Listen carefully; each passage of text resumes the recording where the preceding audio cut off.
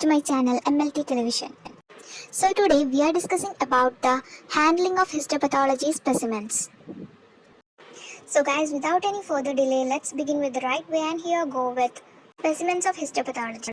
There are two types of specimens, biopsy specimens and autopsy specimens. Biopsy means an organ or a piece of tissue is removed from a living patient is called biopsy. It is made up of numerous cells. Organ and a piece of tissue is removed from a dead body is called autopsy. These are the difference between an autopsy sample and a biopsy sample. Specimens should be handled very carefully and to avoid the unnecessary use of forceps. Tissue placed in a fixative as soon as possible. Transportation. The bottle must be wide-mouthed. Here we are using the 10% formalin as fixative. The bottle must be labelled and well-fitted cap were used and ensure that there is no fixative leaks and bottle cap rolled by a adhesive plaster and it is placed in a cardboard box and pin the request form within it. Bottle labelled with a ballpoint pen, name, hospital number, date of biopsy, sample type and don't use the washable inks. Specimen receiving is depend upon the specimen, fixative, container, requisition and labeling. If the specimen received in a laboratory, please check the specimen is whether fixed or not. Then check any type of smell or check the nature of the specimen and each specimen must be kept in a separate container.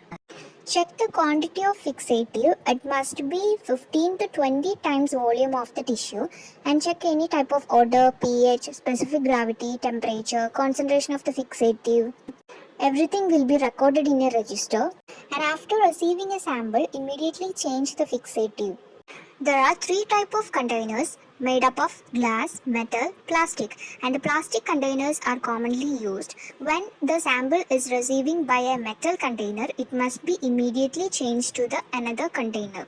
And the container should be wide-mouthed and it is made with a polypropylene container with a polyethylene lid.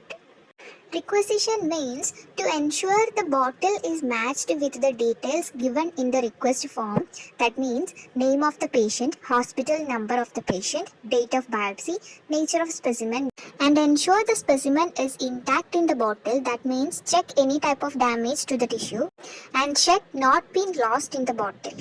Labeling can be done by manual method or barcoded and then enter into a register. Entering the information into the register is very important. It must have the serial number, biopsy number, date of specimen, hospital number, name, age, sex, hospital and ward, date of operation, nature of specimen, clinical diagnosis, microscopy, laboratory diagnosis, name and signature of the pathologist. Probable date of reporting is to be conveyed to the patient. And finally, the histopathological number should be written in the sample bottle, hospital card and the specific register. There is a chance of missing of samples while the staining.